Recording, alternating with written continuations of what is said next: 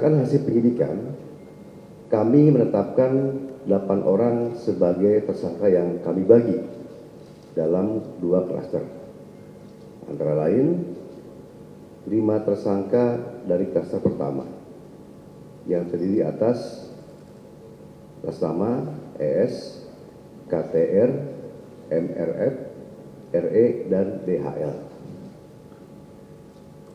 Untuk tersangka dari klaster ini dikenakan pasal 310 dan atau pasal 311 dan atau pasal 160 KUHP dan atau pasal 27A junto pasal 45 ayat 4 dan atau pasal 28 ayat 2 junto pasal 45A ayat 2 Undang-Undang ITE. Untuk klaster kedua, ada 3 orang yang akan ditetapkan sebagai tersangka, antara lain atas nama RS, RHS, dan TT. Di sini bahwa Polda Metro Jaya telah menetapkan 8 orang tersangka dalam perkara pencemaran nama baik, fitnah, dan manipulasi data elektronik yang dilaporkan oleh Bapak Insinyur Haji Joko Widodo. Penetapan ini dilakukan setelah melalui proses asistensi dan gelar perkara, di mana proses tersebut melibatkan ahli dan pengawas, baik dari eksternal maupun internal.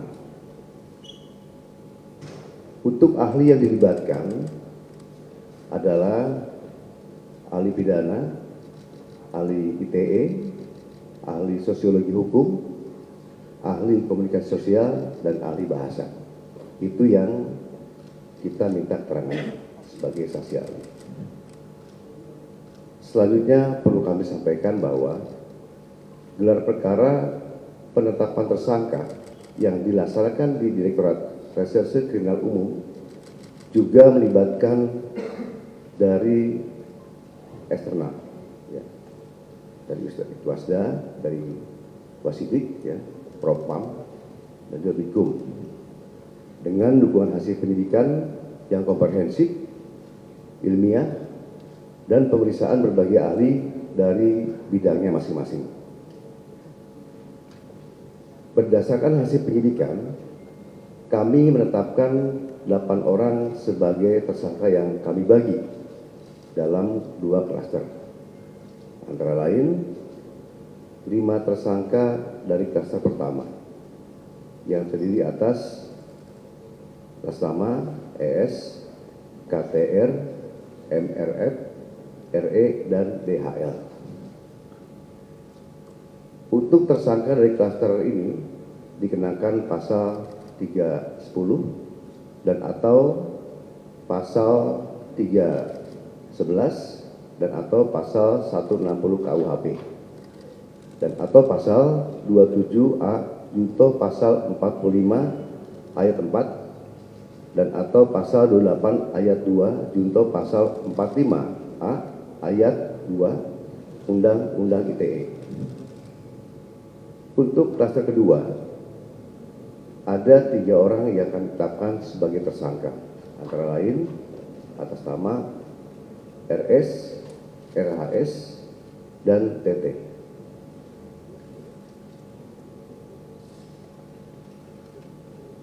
Tersangka pada klaster 2 dikenakan pasal 310 dan atau pasal 311 KUHP dan atau pasal 32 ayat 1 junto pasal 48 ayat 1 dan atau pasal 35 junto pasal 51 ayat 1 dan atau pasal 27A junto pasal 45 ayat 4 dan atau pasal 28 ayat 2 junto pasal 45A ayat 2 Undang-Undang ITE.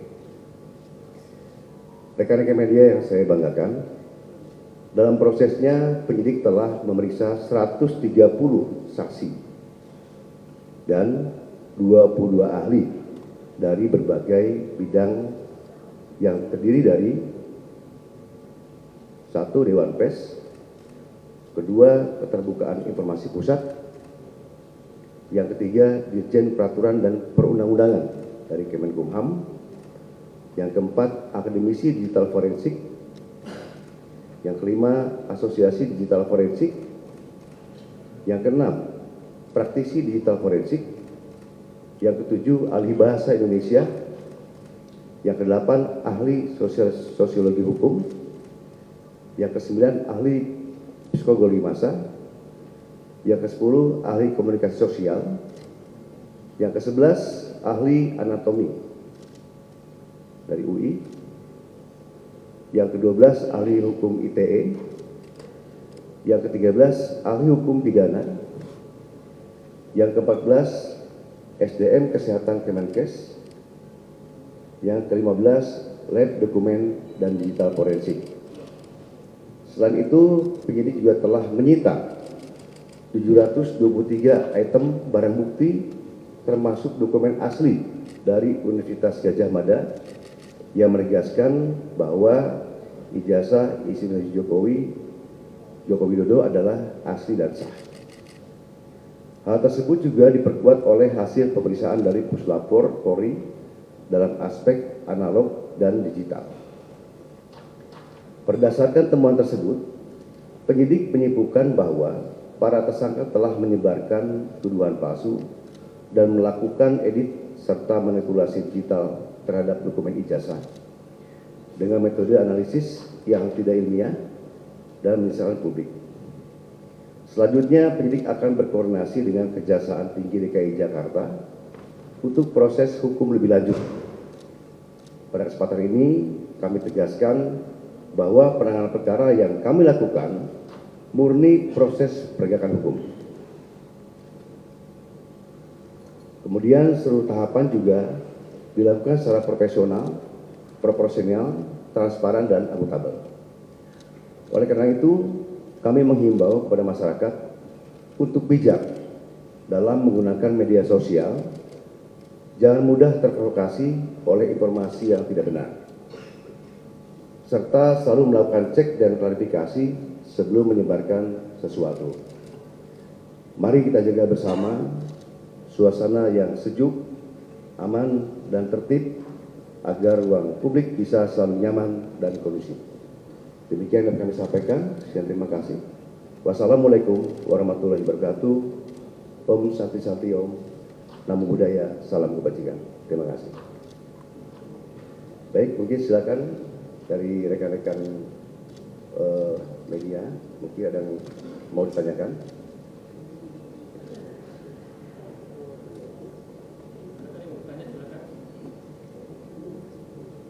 Ya.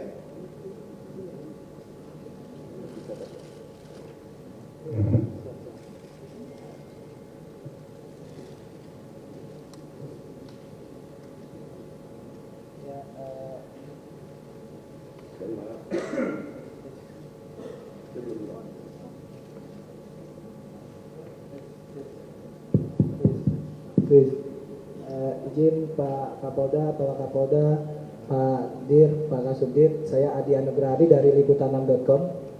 Ada dua yang ingin saya tanyakan, pertanyaan ringan saja. Yang pertama, bagaimana Polda Metro Jaya memastikan bahwa kasus ini diusut sampai ke tahap pengadilan.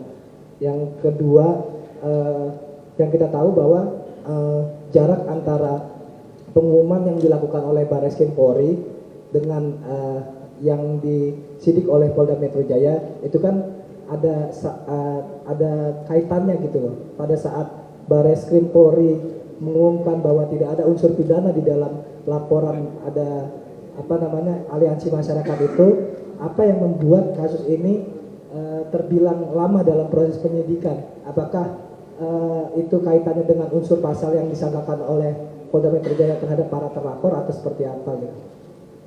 Terima kasih.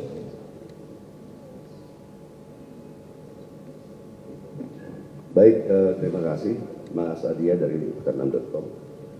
Perlu kami sampaikan yang pertama itu bagaimana Polda Metro Jaya bisa mengusut ya sampai pengadilan. Yang jelas kita melakukan tahapan-tahapan. Ya, di sini tahapan untuk kepolisian adalah tahapan penyidikan. Nah, nanti kami akan koordinasi dengan pihak kejaksaan untuk masuk ke tahap ke penuntutan. Ya, dan juga nanti dari pengadilan juga untuk keputusan seperti apa nanti akan masuk ke persidangan seperti itu. Ya. Jadi masing-masing instansi kita punya kewenangan masing-masing ya. Kalau tugas kita adalah sampai ke penyidikan seperti itu, Mas ya. Dan yang kedua, kenapa untuk Baresim dengan dalam penyidikan ini dan Polda Metro agak lama? Terus terang aja banyak sekali item ya barang bukti digital forensik yang diperlukan oleh kita. Pemeriksaan itu tidak cepat, ya pasti membutuhkan waktu yang lama. Nah untuk itu, karena pemeriksaan dari hasil digital forensik dari lapor, ya laporan forensik dan juga digital forensik itu baru selesai dalam waktu minggu kemarin, nah, sehingga kita bisa menetapkan sesuai dari apa yang menjadi hasil pemeriksaan dari laporan forensik tersebut, menetapkan untuk proses berlanjut. Demikian. Nanti silakan mungkin kalau untuk teknis lagi Pak Dirkrim bisa menyampaikan. Silakan Mas siapa?